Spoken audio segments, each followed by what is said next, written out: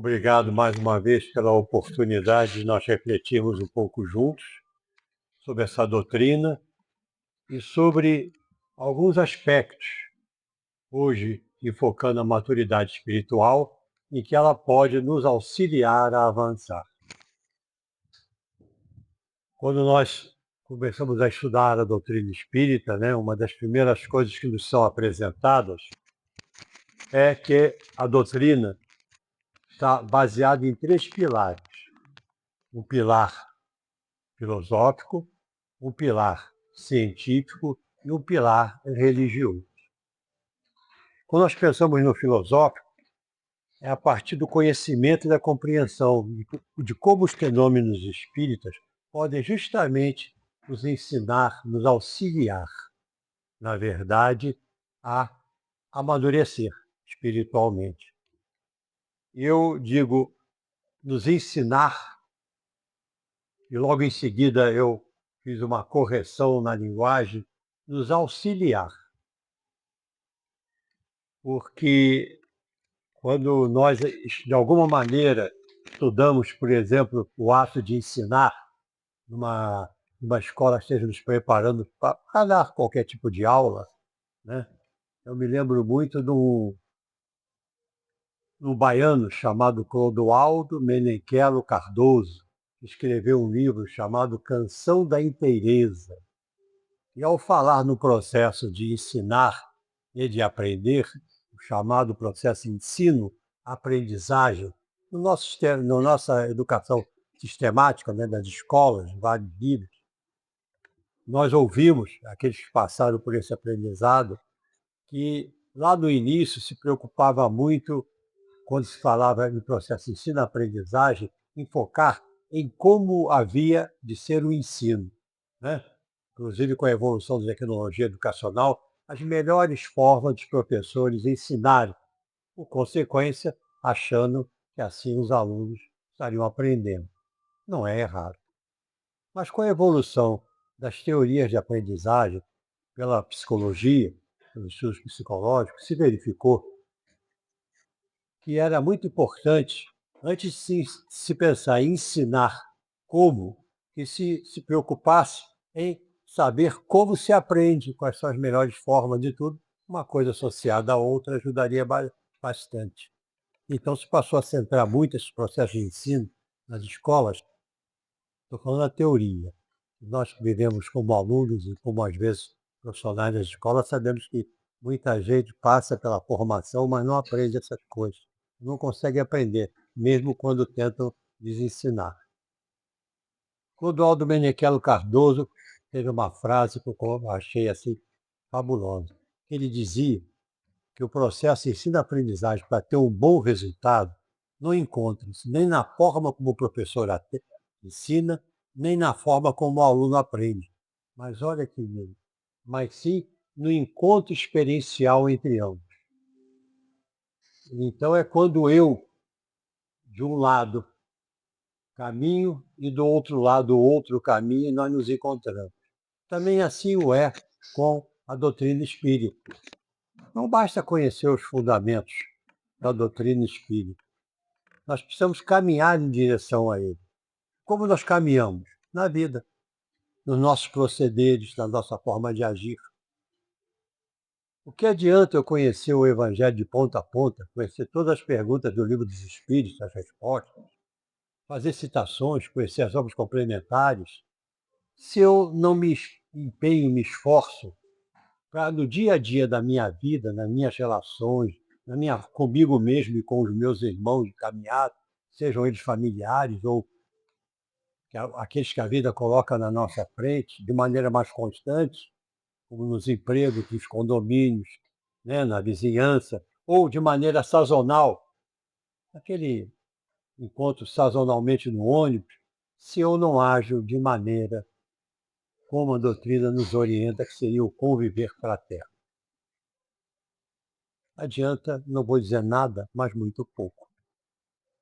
E amadurecer em qualquer área do conhecimento é aplicar o conhecimento na nossa vida, seja ele de o que for. Inclusive no aspecto da moralidade do relacionamento. Outro pilar é o pilar da ciência, né? Que não é só ficar no misticismo, é compreender as leis naturais através das quais há comunicabilidade entre os espíritos, estejam uns desencarnados e outros, como nós, encarnados. O outro pilar é o pilar da religião, é aquele que vai dar a nós exatamente o suporte básico para que a gente faça o desenvolvimento moral, que é o que nos vai auxiliar na nossa vida, nas nossas relações. Com quem? Os que estão em torno de nós, visíveis e invisíveis, e com aqueles todos que estão dentro de nós. Porque eu não sei vocês, mas eu tenho muitos aqui dentro, e o diálogo interno às vezes é mais intenso e mais assim dificultoso do que o diálogo externo. Né? Aquele diálogo com essas pessoinhas todas que temos aqui dentro. As que conhecemos e aquelas que ainda não tomamos consciência. Daí aquela pergunta 919 do Livro dos Espíritos, a importância do conhece a ti mesmo. Não é? Que a gente se conhecer. Aí a doutrina nos fala da existência de Deus, nos explica lá, fala da imortalidade da alma, da pluralidade das existências, do processo de reeducação, no nosso processo reencarnatório, né? Para a gente é sempre é tipo assim uma recuperação, né? Nas escolas a gente chama de recuperação, né? E aquele processo de encarnação, encarnação, nas oportunidades vamos aprendendo. Fala da pluralidade dos mundos, são muitas as moradas na casa de meu pai, disse o Cristo, ou seja, são muitos mundos em níveis de desenvolvimento diferente, de maturidade espiritual diferente, e nós estamos naqueles que nós merecemos. Não estamos todos iguais, mas estamos certamente no nível em que precisamos estar nesse mundo que ainda é de provas e expiações e está no processo de transição para o qual todos nós estamos desejando participar ativamente, significa buscando nos auto-melhorar, e é claro, se merecermos, ficarmos aqui quando estiver na regeneração, e se ainda não merecermos, aqui pode ficar, e se ainda não merecermos, talvez ir para um planeta mais similar ao que é o nosso hoje ainda, aí num planeta mais em processo de desenvolvimento. Se merecermos, vamos para uma coisinha um pouco melhor, onde o mal não será como aqui ainda é, predominante, mas ainda haverá. Mas será a predominância de grupos em regeneração. Tudo isso depende do quê? De nós amadurecermos espiritualmente. E aí é a grande contribuição do Espiritismo para nós, é nos dar essas oportunidades através do conhecimento. Tem um livrozinho, que muitos devem conhecer, chamado Respostas da Vida, psicografado pelo nosso querido Chico Xavier, inspirado pelo nosso espírito André Luiz, que é o capítulo 15. O título do capítulo é Viver. Não coloquei o capítulo todo, mas transcrevi um pedacinho, um parágrafozinho que nos mostra a importância de nós atentar. Diz o seguinte: toda ideia que você venha aceitar influenciará seu espírito. Venha aceitar. Escolha os pensamentos do bem para orientar-lhe o caminho, e o bem transformará sua vida numa cachoeira de bênçãos. O bem é o que a doutrina espírita busca nos incentivar a desenvolver. Tá, Eugênio, eu já entendi um pouquinho esse papo do espiritual, mas maturidade. Maturidade, embora tenha uma certa relação conceitual e até eu diria natural com a idade, não tem nada a ver com a faixa etária. Eu conheço jovens muito mais maduros espiritualmente, principalmente, moralmente, do que muito coroa como eu. e me distrair, admitir publicamente que eu sou velho. Mas isso é uma coisa que acontece, até porque não adiantava querer mentir a pessoas com um senso de observação forte como são vocês. Mas temos uma outra coisinha interessante, é que nós não somos obrigatoriamente espiritual maduros em tudo. Em alguns pontos da vida já amadurecemos, graças à ajuda do Pai, dessa doutrina maravilhosa, e outros caminhos religiosos também nos desenvolvem, quando bem orientados, esse processo. Mas tem alguns que nós ainda precisamos amadurecer.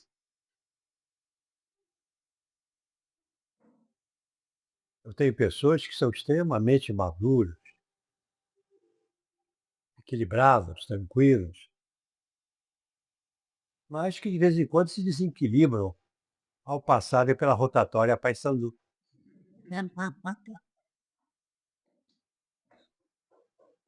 Tem pessoas inteligentes, que passam direto para os vestibulares, estão na universidade federal, aqui e ali, mas se o Flamengo perder, aquela maturidade morre na hora e a pessoa tem crises incríveis, quase precisa ser internado.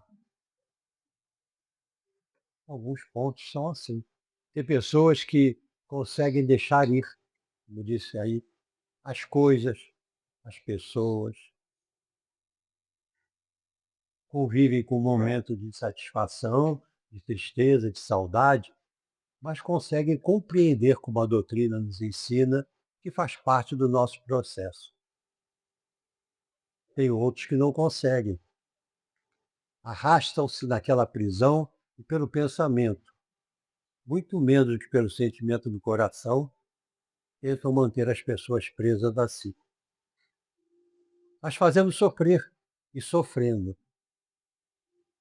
A dificuldade de perdão, que a doutrina tanto fala, da tolerância, da impaciência, e por aí vai.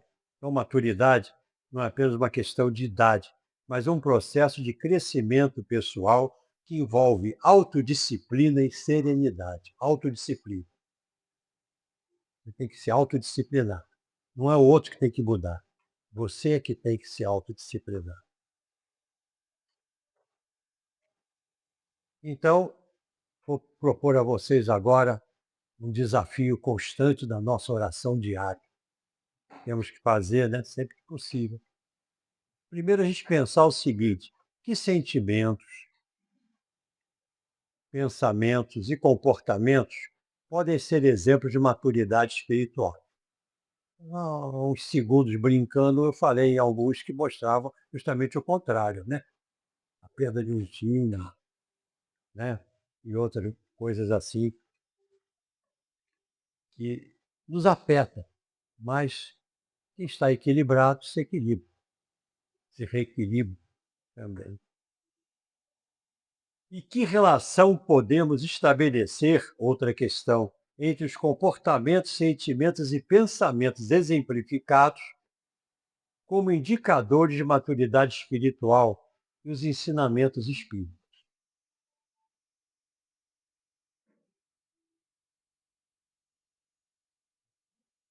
Vamos falar em alguns deles, né? Já tivemos pela página. E o mais difícil, uma outra questão. Em que exemplos comportamentais, dentre os apresentados, precisam amadurecer como compromisso a partir, entre aspas, das dicas recebidas dos ensinos doutrinários espíritas? Porque a doutrina nos dá dicas, usando uma linguagem mais trivial, mas ou nós as colocamos em prática ou não. Nós, quando fazemos uma autoescola, por exemplo, aprendemos dicas de correção no volante, mas por decisão, às vezes, não conseguimos cumpri-las. Quando estamos com nossos pais, as pessoas mais experientes da nossa vida, nós recebemos dicas. Claro que umas mais ok, outras não, segundo a vida de cada um, as possibilidades, mas recebemos dicas. E quantas, em relação a elas, nos rebelamos?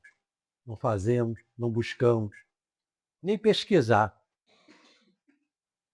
e por aí vai. Então, vamos pegar agora os daqueles pontos lidos pela nossa irmã tão bem. Maturidade espiritual foi o primeiro que ela leu. É quando você para de tentar mudar os outros e se concentra em mudar a si mesmo. Grande desafio. Não olhar para o outro e olhar para você. Principalmente que o que muito te incomodar no outro, desconfia que aquilo está ali dentro de você, talvez sob controle, não totalmente superado. Jung não falava das nossas sombras. Melanie Klein não dizia que você projeta fora de você os objetos externos da tua desqualificação. Pensem nisso. Em resposta à questão 903 do Livro dos Espíritos, os benfeitores espirituais ressaltam a Kardec que, antes de censurar os outros pelas imperfeições, vede se não podemos dizer o mesmo de vós. Empenhai-vos em ter as qualidades opostas aos defeitos que criticais nos outros. Oh, que pessoa invejosa. Já ouvi isso de tanta gente. Como é que é pessoa invejosa? Mas será que é porque aqui, no fundo, nós não temos algumas invejas? Não às vezes explícitas, como talvez a dela, de maneira mais imatura tenha sido colocada, mas às vezes nas entrelinhas. Às vezes a gente vê alguma coisa acontecer com alguém e a gente diz assim, puxa,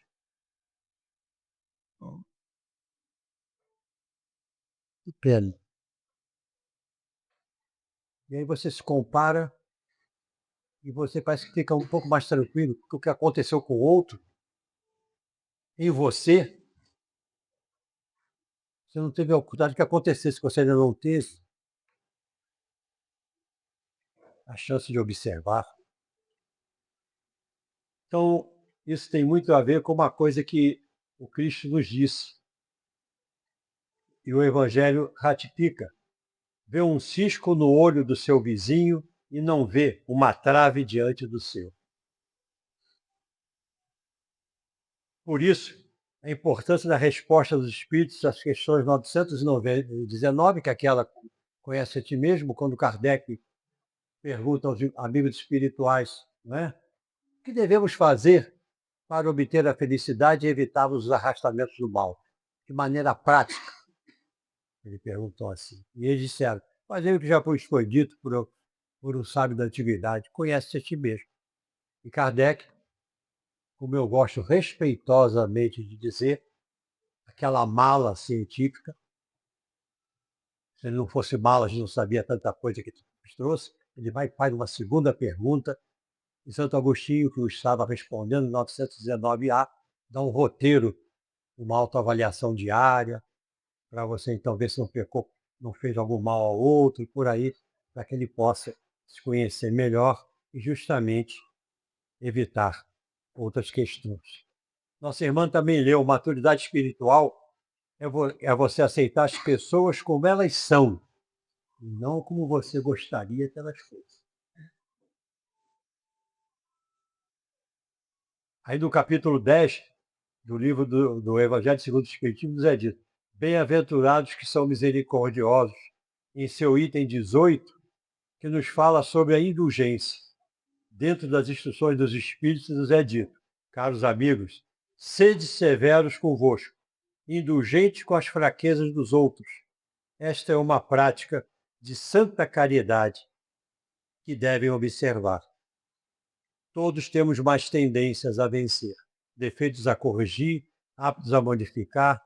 Todos temos fardos mais ou menos pesados que devem ser postos de lado para a escalada da montanha do progresso moral.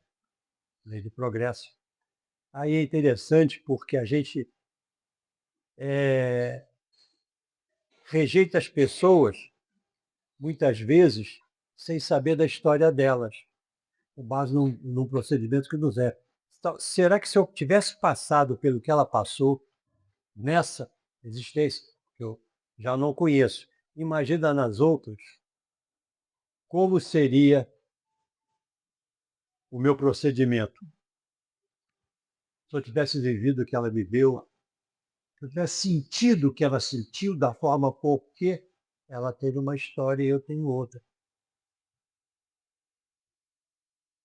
No terceiro, maturidade espiritual é quando você entende que todos estão certos em sua própria perspectiva. Juliano, aqui meu irmão, está do meu lado, consegue ver exatamente essa cadeira pelo lado que você, daí para cá, você está vendo todos os detalhes aí. Talvez esteja vendo alguma marca que desse lado eu não estou vendo. E tenho certeza que ele não está vendo algumas que desse lado eu estou.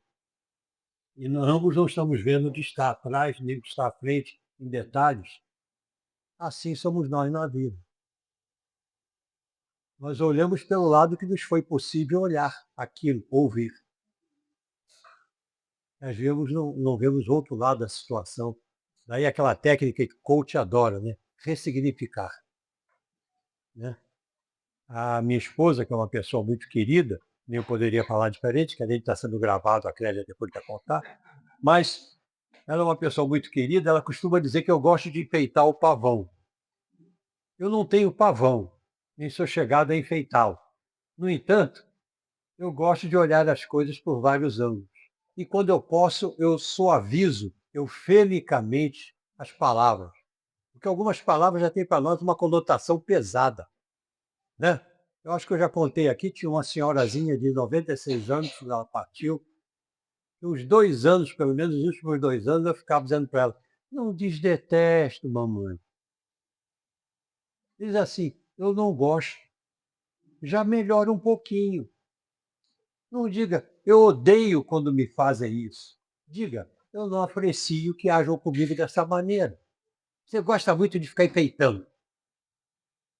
Não, é que a palavra tem poder. E algumas palavras têm uma conotação muito forte para nós. E você está dizendo para fora, mas elas estão repercutindo aqui dentro. Então, podendo melhorar um pouco, não é? A gente foi indo, mas eu lembro bastante. No livro Amai-vos uns aos outros, de Carlos Bacelli e irmão José, todos os homens, no item todos os homens nos é lembrado. Não esperes encontrar em que quer que seja a perfeição que somente o Cristo que somente no Cristo hás de encontrar. Todos os homens, encarnados e desencarnados, se movimentam dentro de suas concepções relativas a respeito da vida. Relativas. Que com certeza, muitas e muitas vezes haverão de se modificar. Por isso que o primeiro passo no caminho para a reforma íntima, naquele livro, Reforma Íntima Sem Martírio, da irmã Dufour, é externa postura de aprendiz. Está sempre podendo aprender alguma coisa, por mais que você ache que saiba. E quanto mais você achar que saiba, mais desconfie que não sabe.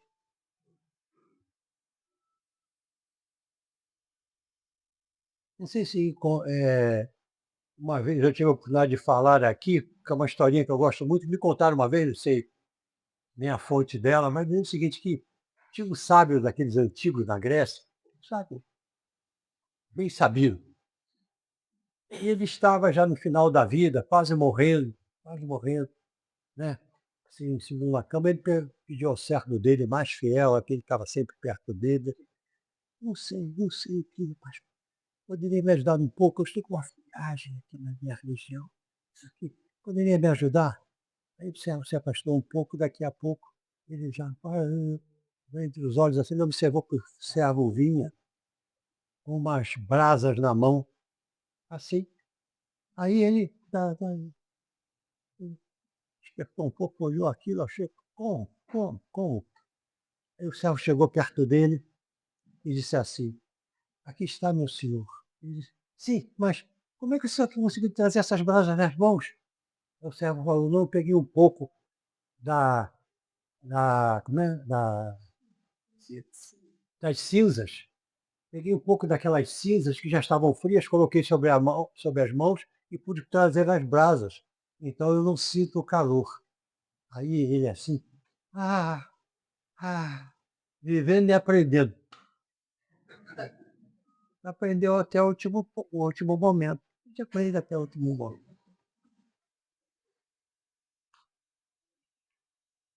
Não sonegues, pois, a ninguém sobre este ou aquele assunto o direito de alterar os pontos de vista e de vivenciar experiências que os induzam à constatação dos próprios erros. Isso é uma coisa difícil para os pais fazerem com os filhos, né? A gente acha que já passou por aquilo, ou que viu alguém passar, ou que nos ensinaram, nós nunca passamos, nem vimos ninguém passar, mas nos disseram, a gente acreditou que aquilo é o certo. Quando nós os vemos fazendo coisas que parecem que são daquela ordem, a gente fica um pouco agitado, às vezes até um pouco possesso, se eles não nos ouvem. Como é difícil a gente deixar que aqueles que a gente ama possam passar por alguma coisa que lhes dê um incômodo, mas também o aprendizado.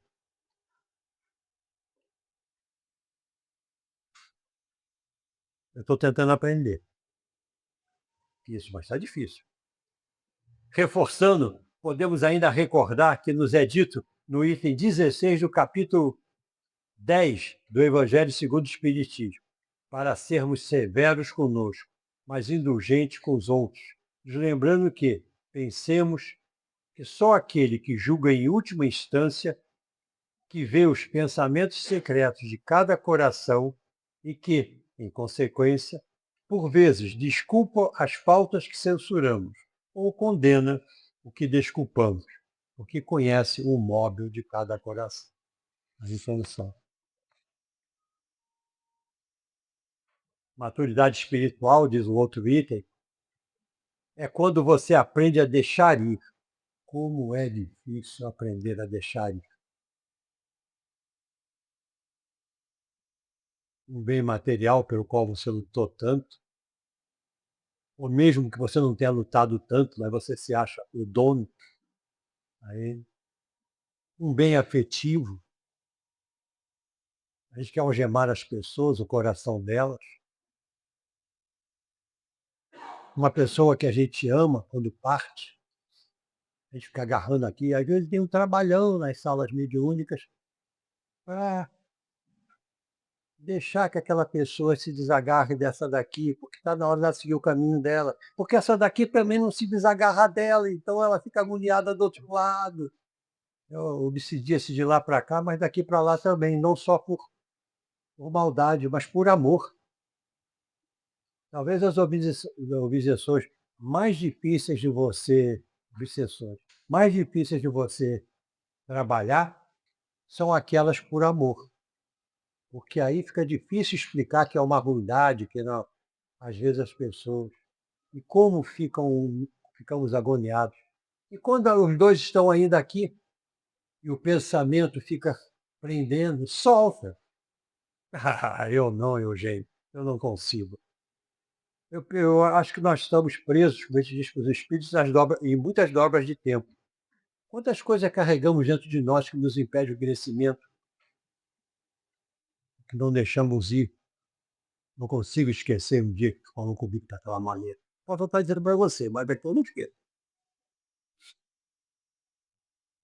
Eu que sempre me dediquei tanto a você. Tá aqui, posso não falar, posso até tentar disfarçar no olhar, mas às vezes o sentimento prende, fico carregando aquele fardo e jogando o fardo sobre o outro ou sobre a outra. Maturidade espiritual, então, é aprender a deixar ir. Em patrimônio também é difícil, a gente trabalha, ou acha que trabalhou pelo menos, honestamente conquistou alguma coisa, desonestamente eu nem quero considerar, embora eu sei que há muitos que procuram esse caminho. Mas honestamente, e às vezes você perde aquilo. Você lutou tanto por aquilo, mas nada nos acontece por acaso. Se tua pisada de bola não foi nesta, talvez tenha sido uma anterior. Talvez seja resgatando, através daquela perdas que causaste a outros. Mas, se houve erros teus que te levaram àquilo, se foca nos erros para não repeti-los. Eu acordei uma vez com 2 palavras na minha cabeça. Antigamente, quando eu acordava com coisa na minha cabeça, eu não ligava não, mas depois que eu entrei nesse negócio de doutrina espírita, essas coisas, eu fico ligadaço, porque eu sei que é o último recado que eu não consegui esquecer. Eram só 2 palavras. Eu não entendia, quer dizer, eu entendo as palavras, mas não entendia imediatamente aquilo. E foi tão impactante a voz que me disse com tanta força: "Gratidão e trabalho". Foi como se tivesse dito assim. Acordei assim mesmo, e eu sou grato a tanta coisa, e eu trabalho tanto. Aí comecei a, durante o dia, deixar fluir. Não me lembrei exatamente de fatos, mas fiquei com a consciência clara. Eu ainda não sou grato bastante por todas as graças que a vida tem me dado, inclusive a graça de perdas, e talvez não trabalho bastante para aquilo que eu tenho responsabilidade de fazer nessa passagem. Mas se alguém tiver alguma dica, depois me dá, que eu sei que ajuda bastante. Ah, não. Um textozinho que eu sou muito simpático a ele, que nos lembra bem a importância do deixar ir, diz o seguinte: em nossa viagem pelo. Não, vou começar aqui. Qual que é a nossa encarnação? Por cada uma delas. Às vezes, é preciso que o vento nos leve até determinado lugar para aí desempenharmos uma tarefa. A gente se esconde num corpo quente, no coração amoroso, e entra e renasce na carne, com roupa branca ou preta, amarela, bonita ou feia. Quando chega a hora e o vento sopra novamente, partimos deixando a roupa usada e rumamos para onde a vida nos conduzir, para viver uma nova experiência, um novo aprendizado, uma nova tarefa. Em nossa viagem pelo mundo, só possuímos, na verdade, aquilo que doamos, que oferecemos à vida: o amor, as virtudes, o bom caráter. Ficará para trás tudo aquilo que nos prende ao chão, à retaguarda. Somos todos espíritos mortais, filhos da vida, filhos de Deus. Coisas passageiras não fazem parte do que é eterno. E o que é eterno não pode ficar preso àquilo que é passageiro. Deixar ir. Seja um livro de extrema sabedoria, que por acaso tem o nome Sabedoria de Preto Velho, de Robson Pinheiro, inspirado por Pai João de Aru. Vai tudo ficar aí, querendo ou não. No outro dia estavam brincando comigo lá em casa. Quer dizer, no outro dia não, foi nesse último final de semana, eu estava lá arrumando um, um apartamentozinho que a gente organizou lá no jovem, um casal de jovens está no Rio. E eu tinha levado algumas coisinhas para lá para ficarem de reserva. Ah, alguma necessidade, né? Uma caixinha de ferramenta, porque se estragar uma coisa aqui, ali, eu vou lá, ferramenta de básico. Os dois me pegaram na hora do almoço e disseram assim: pai, você está querendo transformar esse pequeno local onde nós estamos na sua casa, né? Nós às vezes conversamos aqui, pai, e ficamos pensando o trabalho que nós vamos ter para nos desfazer daquelas coisas todas que você guarda. Aí eu, da mesma maneira que a vovó reclamou que você estava esperando ela morrer para se livrar daquelas coisas todas dela. Aí eu pensei e resolvi tirar algumas coisas de lá. E voltei com ele para casa. Só um alicate e um martelo, o resto eu deixei. Cada um de nós tem suas coisas, e é verdade, né? É verdade. Maturidade espiritual é quando você é capaz de não ter expectativas está entre aspas, expectativas, em um relacionamento e se doa pelo prazer de se doar. Escuto tanto essa frase, devo tê-la dito, mas faz tanto tempo que eu não lembro mais. Eu achava que ela era assim. Eu pensei que ele fosse assim. Aí quando eu escuto isso lá em casa hoje em dia, dos mais novos, eu digo assim: você não observou direito. Faça um checklist e começa quando vai checando. Agora, se você colocar do lado os pontos positivos e os pontos que você considera que não é positivo, não quer dizer que o seja, tenho certeza que você ainda está com ele, porque os pontos positivos estão em maior valor do que os outros. Não digo em quantidade, em valor. Então, agradeça e faça a sua parte. Mas, cara, entra no emprego, começa logo a reclamar de todo mundo. Né? Não tem gente que é assim? Porque o patrão, o empregado, isso e aquilo. Está sempre com expectativas, espera para ver. Se não quer dar com checklist na rua, o que seria uma loucura, observa nas casas espirituais. Entra, às vezes, dali a 2 minutos está saindo. Reclama que os espíritos não lhe dão a satisfação das coisas direito. Já ouvi isso. Como se tivesse a obrigação de fazê-lo. A pessoa não muda um comportamento seu e quer ter as benesses. Viva Amai-vos uns aos outros, de Carlos Abacelli, pelo irmão José. Capítulo Como Deus Educa.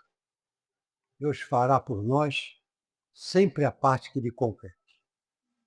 Vírgula. Mas não aquela que a nós compete fazer. Faça a sua parte. Faça a sua parte. Maturidade espiritual. Ainda na resposta à questão 937 do Livro dos Espíritos, em outro trecho, nos é dito pelos amigos espirituais superiores: que o bem que fizeste seja a vossa recompensa nesse mundo, e não vos preocupeis com o que dizem ou façam aqueles que o receberam.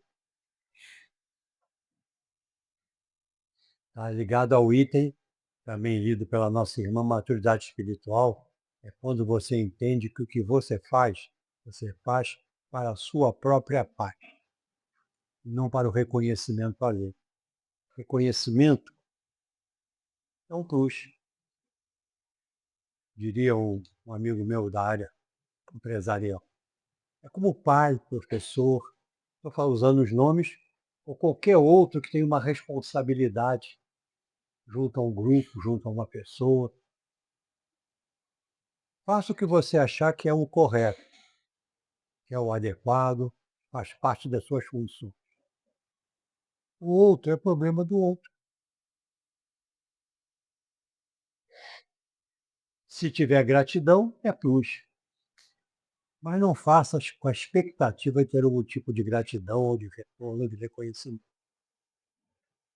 O bem, não importa onde, o quanto ou a quem, mas faça sempre o bem. O outro item, maturidade espiritual. Como é que eu estou com o relógio? Desculpe. Tá? Me deu um confusão. É porque essa pilastra fica no meu. Essa coluna, aliás, fica na minha frente do relógio. Parece que é de propósito. Aí eu. Maturidade espiritual é quando você para de provar para o mundo o quão inteligente você é. Tem gente que vive querendo provar. É interessante que você não precisa provar para ninguém.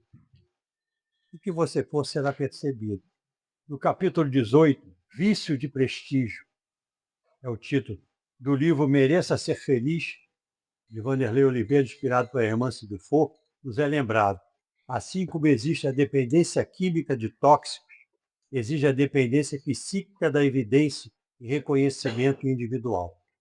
Esse tipo de viciado é escravo da autoimagem exacerbado que faz de si mesmo. caracteriza-se como manifestação orgulhosa da pretensão. Que no mesmo livro, em seu capítulo 3, Estudando o Orgulho, verificamos que há o chamado orgulho do saber e da negação do primeiro passo à evolução espiritual, que é postura eterna de aprendiz. Não sei se já tiveram contato com algumas pessoas, as frases às vezes são diferentes, mas com a essência é a mesma. Eu tinha um amigo meu, porque ele já partiu, e ele sabe que ele é um amigo do meu coração, estive com ele no leito de partida, incrível, inteligentíssimo, inteligentíssimo. Quando eu conheci, eu era jovem, ele é bem mais maduro do que eu, ele foi me ajudando em muitas coisas, muito inteligente, inteligente mesmo, poliglota, conhecia de tudo. Aí um dia eu fui criando intimidade com ele, né? E ele tinha uma frase que ele dizia que incomodava qualquer um. E até um pouco a mim também, mesmo sendo amigo dele. É que você acabava de falar uma coisa, explicava uma coisa para ele, ou qualquer coisa assim, e ele dizia, mas não é só isso. Aí ele acrescentava. E era uma indelicadeza, muitas vezes, porque a pessoa não disse nada errado. Ele sabia talvez um pouco mais, mas ele sentia necessidade de sempre dizer, não é só isso. Aí um dia eu disse para ele, fulano, não leva a mal não, mas nós já estamos assim, uma aproximação. Tem uma coisa que você diz que incomoda muita gente, e eu não vou te enganar não, às vezes até a mim. A gente está num debate, uma coisa, você diz assim, mas não é só isso. Aí ele foi virou para mim e disse assim, mas não é só isso, eu tenho um problema de autoimagem incrível. Aí, outro de amigo, e ele tinha razão, não era só isso. Ah, pessoa tão querida. As pessoas maduras que se amam verdadeiramente são autoconfiantes, sem autossuficiência, sabem o valor real de participação alheia e permitem-na somente até o ponto em que são úteis ao progresso pessoal, quando externadas com respeito e lealdade. Há sempre o que aprender e há sempre o bom ouvido para a gente emprestar a qualquer um. E muitas coisas que às vezes no primeiro momento eu não consigo entender, pelos minhas dificuldades, meu orgulho, minha vaidade e qualquer outros ades da vida, às vezes passa um pouco tempo e eu consigo entender. Exatamente como aquela frase, que é até um pouco gratidão e trabalho, eu sou grato a tanta coisa, ou dá certo incômodo assim. Claro que eu não falei com veemência, até porque eu não sabia o tamanho de quem tinha falado comigo, né? Não dava para eu ver, eu não sou vidente. Mas aí, depois a gente vai amadurecendo, realmente ainda há sempre o que agradecer, há sempre o que você valorizar. Maturidade espiritual é quando você para de se comparar com os outros. É um reflexo natural do nosso crescimento na humildade, com a desvitalização do orgulho, a sombra do ego, sentimento que nos leva a sentir-nos maiores ou melhores do que realmente somos. A humildade a seu oposto é a luz que vem de dentro, quando reconhecemos que realmente somos, com nossas limitações, mas também com as nossas potencialidades, aquilo que até hoje conseguimos avançar no nosso amadurecimento. Orgulho e humildade, o orgulho e da humildade, nos é dito. Todos os homens são iguais na balança divina, são as virtudes que só os distinguem. Todos os espíritos são de uma mesma essência e todos os corpos são formados de uma mesma massa. Vossos títulos e vossos nomes, dizem os espíritos, não mudam nada disso. Ficam no túmulo. E maturidade espiritual é quando você está em paz consigo mesmo. É a manifestação da, da lei do dever. E você anda até onde o limite te diz que se você passar dali, você vai ferir a felicidade e o repouso alheio. E também você, maduramente, sabe colocar um limite útil ao outro, que quando ultrapassado por ele, vai ferir a você e a sua felicidade, o seu repouso. Isso é maturidade espiritual, não é aceitar tudo, porque eu não me preocupo com o que o outro vai pensar, eu me preocupo com o que é certo eu fazer. Segundo, não, grau de amadurecimento, é claro, muitas vezes está equivocado. E para terminar, aquela questão de você diferenciar entre o precisar e o querer. E você sempre optar por liberar o querer. Que a maior parte das coisas que nós queremos, vamos e venhamos, nós não precisamos. E por muitas vezes, nós, que eu digo a nossa humanidade, exigir ter da vida o que quer e não só o que precisa, tira a oportunidade de muitos, muitos e muitos e muitos, a grande maioria da humanidade, não ter o que precisa e nem poder sequer pensar em querer.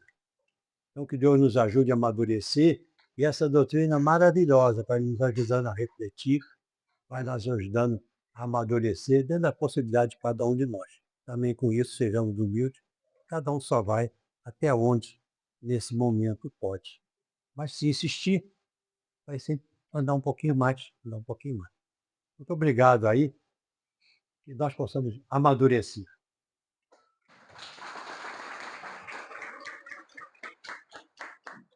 Tá,